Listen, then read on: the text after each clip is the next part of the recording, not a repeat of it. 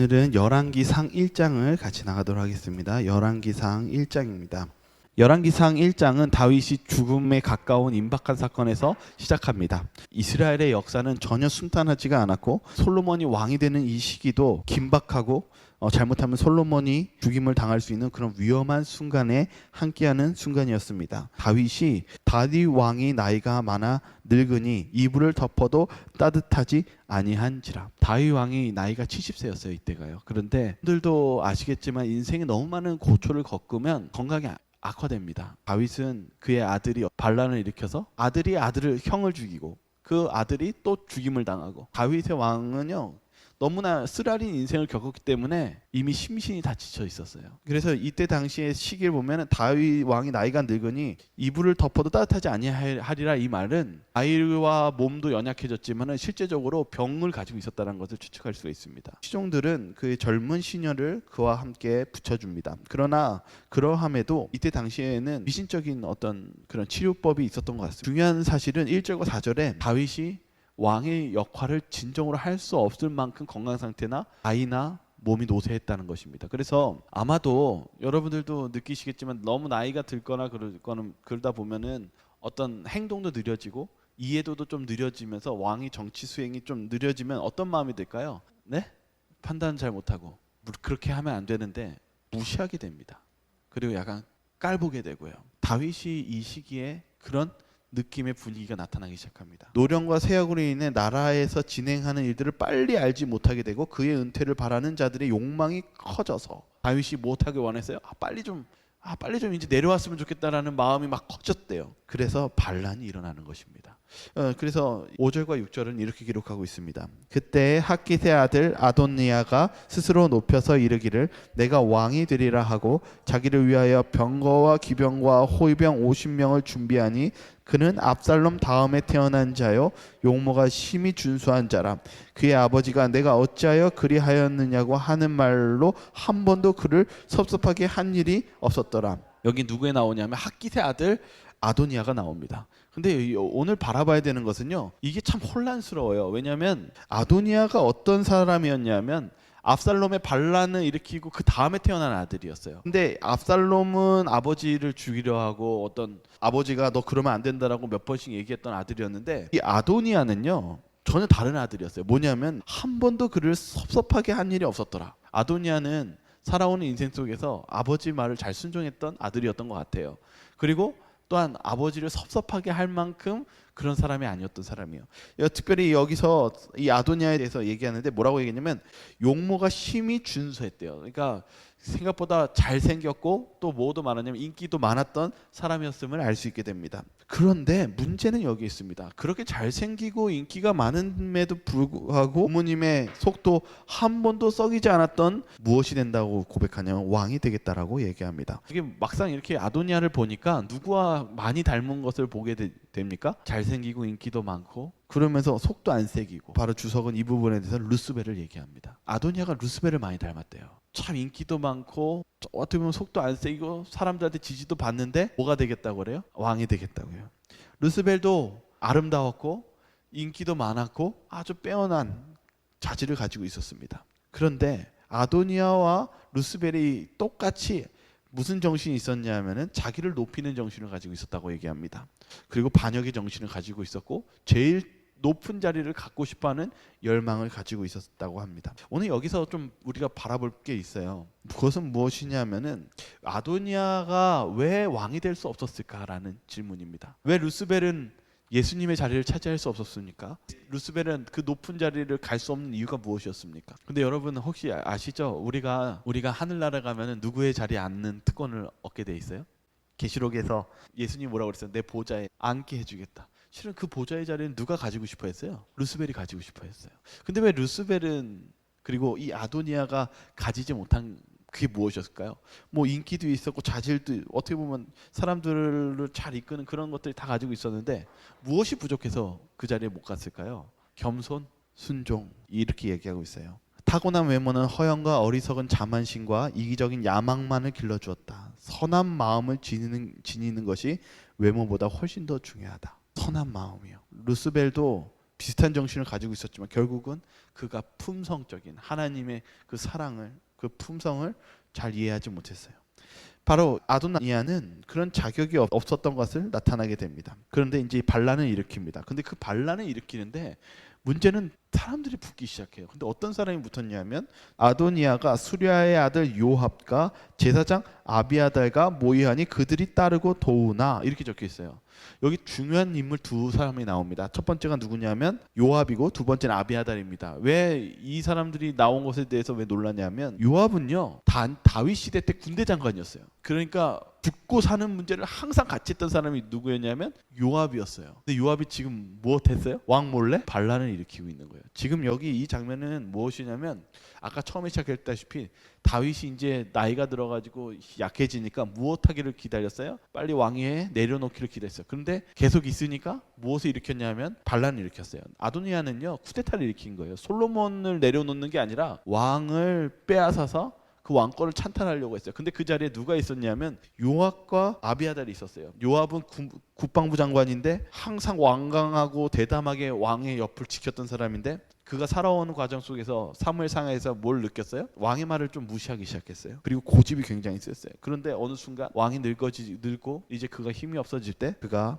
아도니아를 추대하기 시작합니다. 그리고 또 하나가 다 바로 대제사장이었던 아비아달이 있습니다. 이 아비아달도 굉장히 중요한 사람인데 왜 그러냐면 아비아달은 왕이 그 사울 왕한테 죽임을 당해서 도망칠 때 같이 함께 했던 사람이 아비아달입니다. 근데 아비아달은 그가 생각했을 때 이 장자가 이 아도니아가 왕이 되어야 된다라고 생각했던 것 같습니다. 여기에서 보면은 아합에 대해서 뭐라고 했냐면 그가 지지한 것은 자신을 강등시킨 왕에 대한 불만 때문이었을 것이다. 이렇게 적혀 있어요. 왜 이런 이야기를 할까요? 장을 보면서 느낀 건요. 아도니아도 참 괜찮은 사람이에요. 여기 성경에서 보니까 인물도 좋고 사람들도 많이 따르고 인기가 좋았어요. 그리고 요압도 어떻게 보면 이 이스라엘 역사에서 참 괜찮은 사람이에요. 다윗 왕에 충성해서 전쟁에 항상 참여하고 그리고 아비아달은 도망갈 때 어려운 순간도 함께했던 왕이죠. 그런데 왜 끝에 와서는 왕을 배신한다는 것입니까? 어떻게 보면은 오늘 이 말씀 속에서 무슨 교훈을 주냐면은 이렇게 적혀 있더라고요. 이번 이 장은요 빛과 어둠이 같이 있는 장이래요. 선한 것과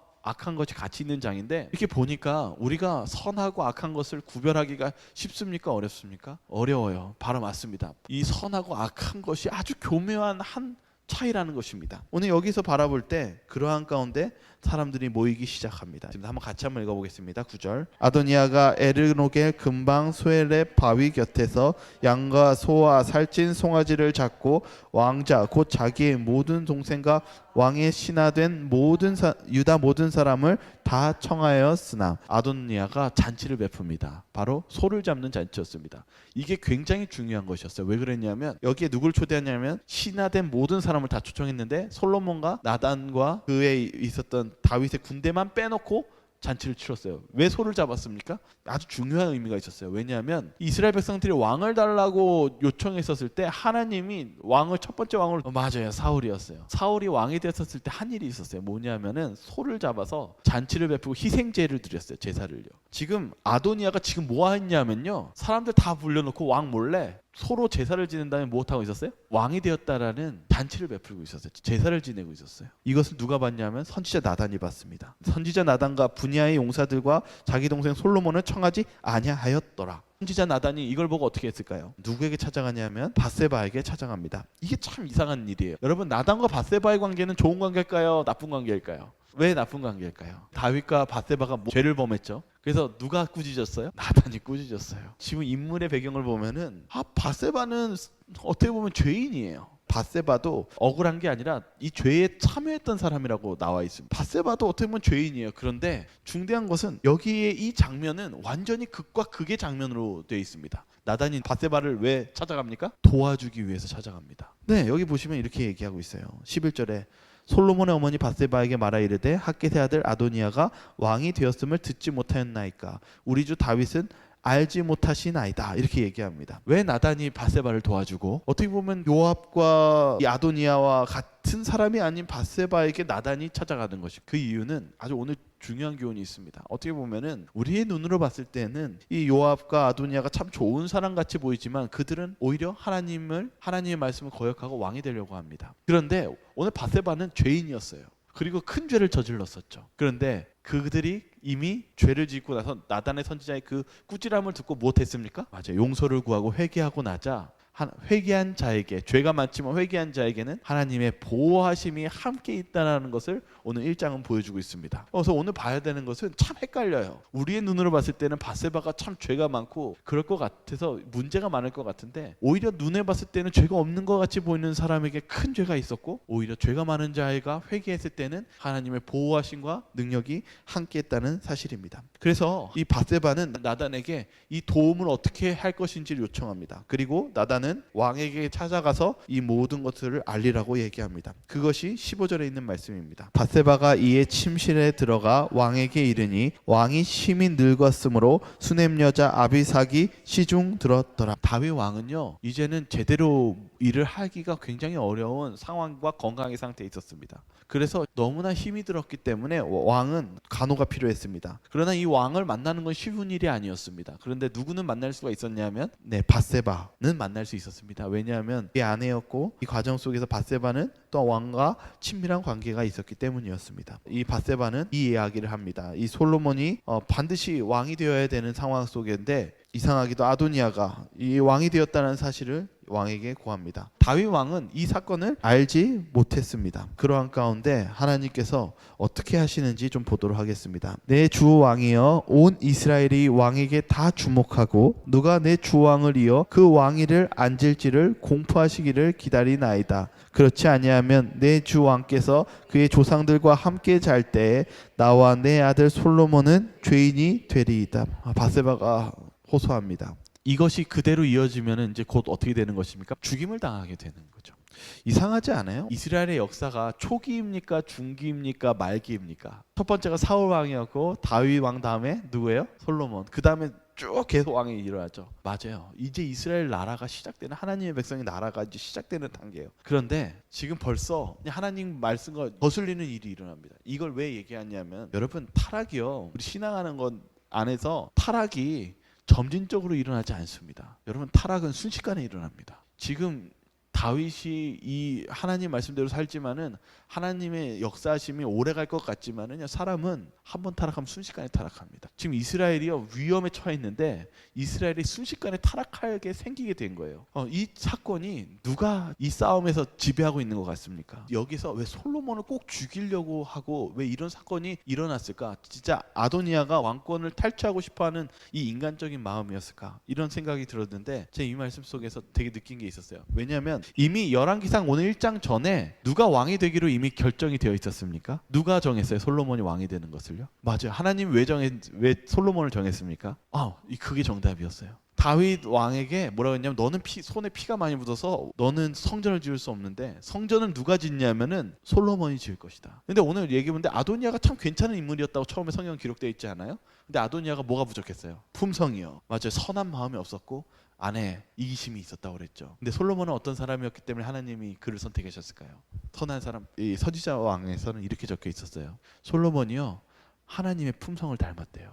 되게 놀랍지 않아요? 하나님께서 솔로몬을 선택한 이유는 그가 누구의 품성을 닮았냐면 하나님의 품성을 닮았대요. 그래서 솔로몬은 왕을 택한 이유는 솔로몬의 하나님의 품성을 통해서 많은 백성들이 그것을 보고 감동과 감화를 느껴서 하나님의 나라가 하나님의 임무를 완성하는 데 시작이 되게 하기 위해서 그를 선택했대요. 얼마나 놀라운 일입니까? 그런데 누가 그걸 방해하려고 했을까요? 사단입니다. 왜 사단이 솔로몬을 죽이려고 했을까요? 맞아요. 성전, 하나님의 성전이 지어지는 것, 우리의 그 구원의 길을 막기 위해서 아니겠습니까? 순탄하지가 않아요. 이스라엘 역사요. 이게 성곽의 대쟁투입니다. 이렇게 끊임없는 성곽의 대쟁투 속에서 긴박하게 이 사건들이 치루어질 때 이제 다윗 왕이 하나님의 영을 받기 시작합니다. 왜 그걸 얘기하냐면, 다윗 왕이 이미 노쇠했기 때문에 말도 잘 못 듣고 행동이 느리니까 무엇이 일어났어요? 깔보게 되고 무시하게 되면서 반란이 일어났죠. 근데 이때 사람들에게 무엇하냐 하면은 명령을 내리는데 정신이 번쩍 들고 신속하게 일을 처리하기 시작합니다. 이거는 하나님의 도우심이 없고 하나님의 능력 없으면 할 수 없는 장면이 나타나기 시작합니다. 그게 28절과 30절에 있는 말씀입니다. 한번 같이 읽겠습니다. 다윗 왕이 명령하여 이르되 밧세바를 내 앞으로 부르라 하매 그가 왕의 앞으로 들어가 그 앞에 서는지라. 왕이 이르되 내 생명을 모든 환난에서 구하신 여호와께서 살아계심을 두고 맹세하노라. 내가 이전에 이스라엘의 하나님 여호와를 가리켜 내게 맹세하여 이르기를 내 아들 솔로몬이 반드시 나를 이어 왕이 되고 나를 대신하여 내 왕위에 앉으리라 하였으니 내가 오늘 그대로 행하리라. 여기 놀라운 게 있어요. 다윗 왕이요, 몸과 모든 것이 이제 죽음에 가까운 시기였거든요. 그래서 모든 판단이나 행동이 느리는데 이때서부터 갑자기 뭐가 발생하냐면 젊을 때의 활기와 생동감과 열정이 나타나기 시작합니다. 그러면서 걱정하지 마라. 분명히 하나님께서 내 생명의 모든 환난에서 구하신 여호와께서 내가 하나님과 함께하는 인생 속에서 경험한 것 같이 하나님이 분명히 말씀하셨다. 뭐라고요? 솔로몬이 반드시 나를 위해 왕이 되겠다고. 이게 뭐냐면 다윗 왕이요, 자신의 인생 속에서 하나님의 살아계심을 직접 체험하고 느낀 것을 약속하면서 마지막은 뭘 얘기하냐면 모든 이 선택은 누구의 말씀대로 될까요? 맞아요, 하나님 말씀대로요. 다윗 왕은 이 아도니아와 다른 게 있습니다. 사람이 생각과 사람의 뜻으로 결정하는 이 삶 속에서 하나님의 말씀대로 충실히 행해야 된다는 것을 선택합니다. 그런데 어떻게 선택하냐면 이렇게 얘기해요. 내가 오늘 그대로 행하리라. 이게 놀라운 점이에요. 다윗 왕이 어떻게 하냐면 그날 즉시 솔로몬을 왕위로 세우는 결심을, 행동을 옮깁니다. 힘이 없고 행동이 뒤따르기 어려운 그 마지막 순간에 그는 제일 민첩하게 행동합니다. 왜 그걸 이 이야기를 하냐면 압살롬 때문에 그래요. 압살롬이 반란을 일으켰을 때 다윗이 도망가고 마음이나 행동이 민첩하지 못했어요. 낙담했고 패배자의 느낌이었어요. 근데 오늘 이번에는 또 반란이 일어났는데 다윗이 어떻게 합니까? 민첩하게 행동하고 하나님의 뜻을 정하고 모든 것을 하나님의 뜻에 맡깁니다. 이 부분에 대해서 우리가 배워야 될 것은 뭐냐면 다윗은요, 이제는 뭘 느꼈냐면 자신이 받을 죄의 값을 다 받았다고 생각했어요. 왜냐하면 그가 밧세바를 범한 후에 하나님이 약속한 게 있어요. 네가 그 벌을 받는다고 그랬어요? 4배요. 죄의 결과. 여러분 인생은요, 하나님은 여러분 잊지 마셔야 되는 것은 여기 이 과정 속에서 아까 밧세바도 죄인이라고 그랬죠. 그런데 하나님이 나단을 통해서 그를 어떻게 해주세요? 보호해 주세요. 이상해요. 여기서 봤을 땐, 눈으로 봤을 땐 죄가 많은 사람은 밧세바와 다윗인데 하나님이 누굴 지켜주세요? 밧세바와 다윗을 지켜주세요. 중요한 사실은 여러분, 우리는요, 한번 용서를 구하면 하나님은 우리를 완전하게 용서해 주십니다. 부분적인 용서는 없어요. 하나님은 우리를요, 회개하는 자에게 완전하게 용서해 주세요. 그래서 그를 어떻게 해주시냐면 끝까지 지켜주세요. 그래서 여러분이 어떤 마음에 무거운 죄가 있거나 그렇다면 낙담하지 마세요. 왜냐하면 예수님의 용서는 완전한 용서입니다. 그래서 여기서 봤을 때 하나님의 행동과 보호는 밧세바와 다윗에게 완전히 전적인 도우심이 있습니다. 그런데 안타깝게도 이건 잊지 마세요. 죄의 결과는 이 세상에서 남게 돼 있어요. 나오게 돼 있어요. 그래서 다윗은 이 4배라고 했는데 이 아들이 3명이 다 죽었거든요. 이제 마지막에 누가 남았어요? 아도니아가 남아있잖아요. 이 마지막 아들이요. 그래서 다윗은 뭐라고 느꼈냐면 이제 자기가 뭘 다 받았어요? 자기가 뿌린 죄의 결과는 다 받았어요. 그러나 누가 항상 함께 하신다는 건 알고 있어요? 이제는 하나님이 자기 편, 자기와 함께 하신다는 걸 알고 있었어요. 왜냐하면 자기가 지금 누구의 뜻을 따르고 있기 때문에요. 네, 맞아요. 그래서 그는 두려움 없이 신속하게 일을 처리했습니다. 우리의 신앙도 마찬가지죠. 어떻게 보면 우리의 삶 속에서 늘 어렵고 패배한 것 같이 있고 내 자신이 부족한 죄가 많이 있겼을 때 낙담하게 돼 있습니다. 그러나 여러분, 낙담하지 마시기 바랍니다. 실은 하나님께서 보시는 것은 회개하는 자입니다. 우리가 아무리 죄가 크더라도 하나님 예수님은 우리를 깨끗하게 완전한 용서를 하십니다. 그리고 우리와 함께 하십니다. 그것을 다윗이 경험했고 그 믿음으로 나아간 것입니다. 그래서 다윗은 그 자리에 그대로 얼마나 용감합니까? 왜냐하면 모든 신하가 다 누구 편에 들어갔어요? 아도니아 편으로 갔는데 다윗은 두려움 없이 하나님의 뜻에 따르고 이제 하나님이 나와 함께 하신다고 믿으면서 나아가는 것입니다. 다윗 왕이 이르되 제사장 사독과 서지자 나단과 여호야다의 아들 브네아와 내 앞으로 부르라 하니 그들이 왕 앞에 이른지라. 왕이 그들에게 이르되 너희는 너희 주의 신하들을 데리고 내 아들 솔로몬을 내 노새에 태우고 기온으로 인도하여 내려가고. 누구를 부릅니까? 제사장 사독이라는 제사장을 부르고요. 그 다음에 선지자 나단을 부릅니다. 여러분, 왜 선지자와 제사장을 부릅니까? 왜냐하면 왕이 즉위가 됐을 때는 기름 부을 때 제사장과 하나님이 부르신 선지자와 함께 합니다. 그래서 그들을 불러서 왕을 세웁니다. 그리고 노새를 태우라고 합니다. 왜 그러냐면은 다윗 왕이 탔던 노새였어요. 그래서 왕의 노새를 탔다면은 이때 당시에 모든 이스라엘 백성들이 노새하면은 누구라는 걸 알 수 있었을까요? 왕이라는 걸 알 수 있었어요. 그런데 그걸 누굴 태웠어요? 솔로몬을 태우고 모든 백성들에게 보여주는 거예요. 이 장면은 백성들이 보고 이제 누가 왕이 됐다는 것을 직감하게 해줍니까? 솔로몬이요. 그래서 모든 진행 절차를 하나님 방식이요. 순차적으로. 여러분 우리가 인생을 살아갈 때 뭐가 자꾸 흔들리냐면 하나님 방법대로가 아니라 자꾸 내 방법대로요. 내 그 감정이나 내 방법대로 풀려고 합니다. 지금 여기 봤을 때 이스라엘은 누구의 나라입니까? 네, 하나님이 세우신 하나님의 백성의 나라입니다. 하나님의 백성은 하나님의 방법대로 나가야 됩니다. 그런데 우리의 마음속에 이 아도니아와 같이 압살롬과 같이 내 방법과 내 자신을 높이는 이런 루스벨의 사단의 정신이 들어간다면 그 결과는 처절한 패배가 될 것입니다. 그러나 우리가 비록 어렵지만은 우리가 하나님의 방법대로 나아간다면, 그 순리대로 나아간다면 하나님께서는 반드시 그를 높여주시고 또한 하나님께서는 그 방법을 분명히 축복으로 바꾸어 주실 것입니다. 이제 사람들의 반응이 나타납니다. 같이 읽겠습니다. 여기서 제사장 사독과 선지자 나단은 그에게 기름을 부어 이스라엘 왕으로 삼고 너희는 뿔 나팔을 불며 솔로몬 왕은 만세수를 하옵소서 하고 그를 따라 올라오라. 그가 와서 내 왕 위에 앉아 나를 대신하여 왕이 되리라. 내가 그를 세워 이스라엘과 유다의 통치자로 지명하였느니라. 그를 기름을 부었고 그리고 그에게 큰 절을 하고 이스라엘 왕인 솔로몬을 지명하고는 그 역사를 이루어지게 합니다. 모든 백성이 그를 따라 올라와서 피리를 불며 크게 즐거워하므로 땅이 그들의 소리로 말미암아 갈라질 듯하니 백성들이 감동을 받았어요. 역시 하나님의 방법과 순리에는 사람을 감동시키는 힘이 있습니다. 백성들이 찬양하고 이게 얼마나 컸는지 멀리 있는 아도니아와 잔치를 베풀고 있는 사람들이 들었어요. 요압이 뿔 나팔 소리를 듣고 이르되 어찌하여 성읍 중에서 소리가 요란하냐. 요압이 참 눈치가 빨라요. 귀가 밝고요. 나이는 들어서도요. 그럴 때 그 소식통 어떻게 보면 아비아달의 아들 요나단이라는 사람이 요나단을 실은 아마 감시하게 세워놓은 것 같습니다. 그때 뭐라고 얘기하는지 보도록 하겠습니다. 말할 때 제사장 아비아달의 아들 요나단이 오는지라 아도니아가 이르되 들어오라. 너는 용사라. 아름다운 소식을 가져오는도다. 요나단이 아도니아에게 대답하여 이르되 과연 우리 주 다윗 왕이 솔로몬을 왕으로 삼으셨나이다. 아비아달은 이 요나단이 왔을 때 너는 용사라. 아름다운 소식을 가져오는도다. 왜 아름다운 소식이라고 얘기했을까요? 많은 사람들이 불안해 떨고 있었기 때문에 그들을 안도시키기 위해서 좋은 소식을 좀 얘기해 달라고 요청합니다. 근데 요나단은 뭐라고 얘기합니까? 다윗 왕이 솔로몬을 왕으로 삼았다라고 이야기합니다. 반란을 일으키고 축제와 같이 자기가 왕이 되었다라고 하면서 승리를 외치는, 거의 잔치가 마무리가 되는 그 순간에 정말 땅으로 떨어지는, 하늘에서 땅으로 떨어지는 그 막장을 보게 됩니다. 45절에 이렇게 적혀 있습니다. 기름을 부어 왕으로 삼고 무리가 그곳에 올라오며 즐거워함으로 성읍이 진동하였나니 당신들에게 들린 소리가 이것이라. 이 소식을 들은 모든 신하들이 다 도망했습니다. 여러분, 우리의 인생이 이렇습니다.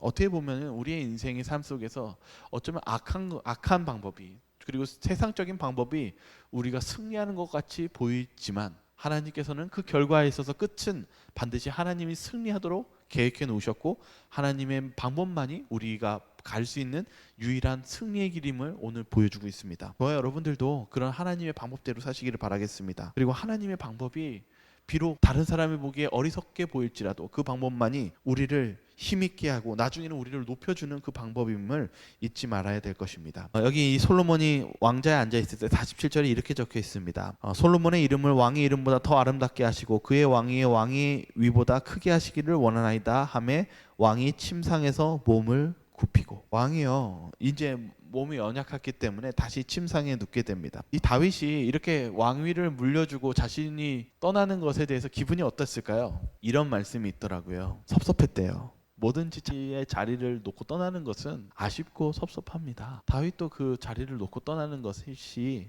얼마나 한편으로 마음이 무겁겠습니까? 그런데 여기 그런 말이 있어요. 그러나가 있어요. 항상 여기서도 뭐라고 하냐면 서글픈 감정이 들었다. 그러나 겸허히 인정했대요. 인정하고, 왜 그러냐면 이 솔로몬을 찬양하는 것 같이 보이는 이 경배는 새 왕이 아니라 하나님께 드린 것이기 때문이라는 사실입니다. 그리고 다윗이 뭐라고 했냐면 자신을 축복해 주시고 돌보심에 감사했대요. 하나님이 솔로몬을 아까 세운 이유에 제가 말씀드렸죠. 왜 하나님이 솔로몬을 세웠다고요? 솔로몬이 하나님의 품성과 닮아서 그가 만약에 그의 임기를 잘 했다면은 백성들과 모든 나라 사람들이 감명을 받아서 하나님의 임무를 성취했을 것이라고 얘기했어요. 여러분 잘 아시잖아요. 솔로몬이 실제로 많은 이방 나라 사람들이 뭐 할 정도로 그 왕이 대단했어요? 그의 지혜를 듣고 싶어 할 정도로. 그의 지혜가 누구의 지혜입니까? 하나님의 지혜고 하나님을 높이는 내용 아니었습니까? 그래서 하나님을 믿어서 너무 감명받아서 자신의 재물을, 심지어는 이방 나라의 왕들의 재물을 어떻게 했어요? 바쳤어요. 누구께 바친 겁니까? 하나님께 바친 거 아닙니까? 그의 임무가 그렇게 되는 것이었어요. 마지막에 뒤에서 좀 실패. 그 결과가 안 좋았잖아요. 여기에서 솔로몬과 우리에게 좋은 교훈이 있어요. 솔로몬에게 얼마나 좋은 기회였나 이렇게 적혀 있어요. 좋은 기회가 있었는데 그거는 이 과정 속에서 다윗 왕 아버지의 교훈이 가장 좋은 기회였대요. 아버지가 마지막까지 살아있을 때 솔로몬에게는 정말 잊지 않을 만큼 좋은 교훈이 있었어요. 뭐냐면 아버지 실패예요. 그 아버지가 그 죄로 밧세바를 전하고 인생이 어땠어요? 너무 힘들었어요. 너무 힘들었어요. 그리고 그가 아버지가 교훈을 줬어요. 제가 그냥 이 부분을 읽어드릴게요. 다윗은 이스라엘에 대한 하나님의 높으신 목적이 통치자들과 백성들이 끊임없이 깨어서 저희 앞에 놓여진 표준에 도달하려고 노력함으로써만 이루어질 수 있음을 알았다. 솔로몬이 정말 좋은 자질을 가지고 있었어요. 하나님의 품성을 닮고 이제 그의 그 품성을 통해서 하나님의 영광을 나타낼 수 있는 아주 좋은 자질을 가지고 있었어요. 그런데 이 세상이 결코 만만치 않아요. 다윗이 어느 순간 무너졌습니까? 아주 평온하고 잘 될 때 무너져서 평생 그 나머지 순간은 고난받으면서 살았어요. 그래서 다윗 왕은 무엇이 필요하다는 걸 알았냐면 끊임없이 깨어 있어야 되는 것에 대한 필요를 알고 있었어요. 솔로몬에게 주고 싶었던 교훈은 이겁니다. 우리가 자만하면 안 됩니다. 매일 매순간 끊임없이 깨어 있어서 나아갈 때야만이 우리가 하나님의 뜻을, 하나님의 영광을 나타낼 수 있다는 사실입니다. 다윗 왕이 전해줬던 이 교훈은 우리도 똑같이 적용됩니다.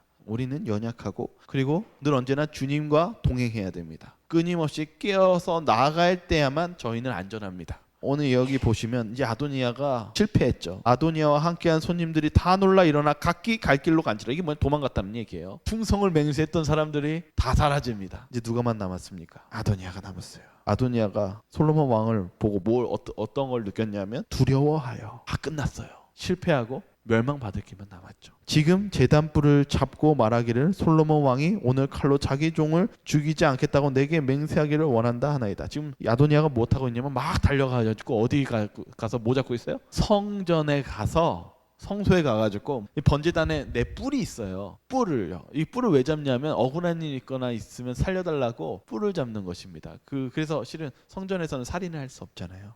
도피성 같은 거 역할이죠. 그런데 예외가 있어요. 살인하거나 큰 죄가 있는 사람은 거기에 은혜에 적용되지 않습니다. 아도니아가 지금 무엇 하려고 했어요? 반란을 일으키는 큰 대역을 하고 있었잖아요. 그런데 아주 염치 없는데 뭐라고 했냐면은 자기 살려달라고 맹세하기 전에는 여기 놓지 못하겠다라고 얘기하고 있습니다. 참 아도니아가 해도 너무하죠. 솔로몬이 어떻게 했는지 보시죠. 솔로몬이 이르되 그가 만일 선한 사람일진데 그의 머리털 하나도 땅에 떨어지지 아니하려니와 그에게 악한 것이 보이면 죽으리라 하고 사람을 보내어 그를 제단에서 이끌어내리니 그가 와서 솔로몬 왕께 절하매 솔로몬이 이르기를 내 집으로 가라 하였더라. 솔로몬이 어떻게 했어요? 네가 만약에 선했다면 내가 너 그냥 보내주고 그러나 악한다면은 넌 반드시 죽게 돼 있다라고 얘기합니다. 심판을 받는다는 거죠.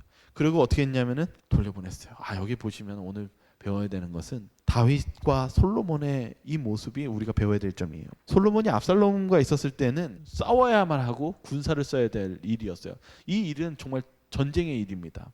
근데 솔로몬이 어떻게 했냐면은 군사를 안 쓰고 지혜롭게 처신했습니다. 그래서 아무도 죽임을 당하지 않고 피를 보지 않았습니다. 그리고 솔로몬이 한 위대한 일은 또 무엇이었습니까?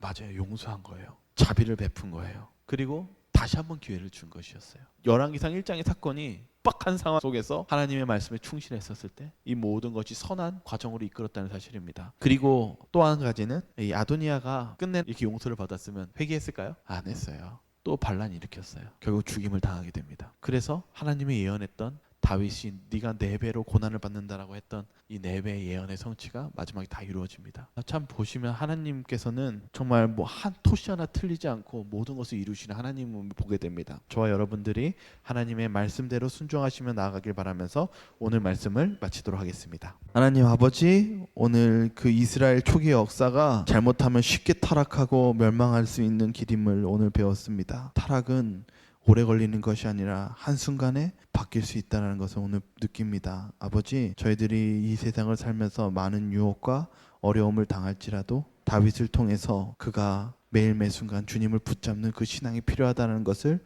교훈해 준 것처럼 저희들도 그 교훈을 받들어서 매일 주님을 붙잡으며 나아가는 저희들이 될 수 있도록 도와주시옵소서. 이 솔로몬이 주님의 은혜로 정말 왕이 된 것처럼 저희들도 저희들이 자만하지 않게 도와주시고 저희들이 더욱더 주님의 품성을 닮아가는 그런 아버지의 종들이 되게 도와주시옵소서.